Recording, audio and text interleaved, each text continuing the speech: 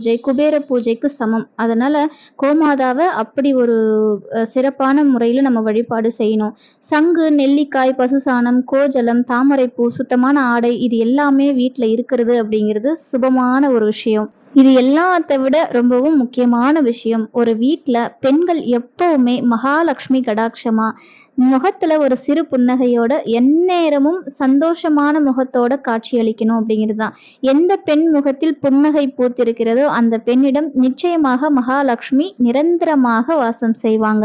அதே போல நம்ம வீட்ல நெல்லி மரம் இருக்கு அப்படின்னா லக்ஷ்மி கடாட்சம் பெருகும். இது நிதர்சனமான உண்மை.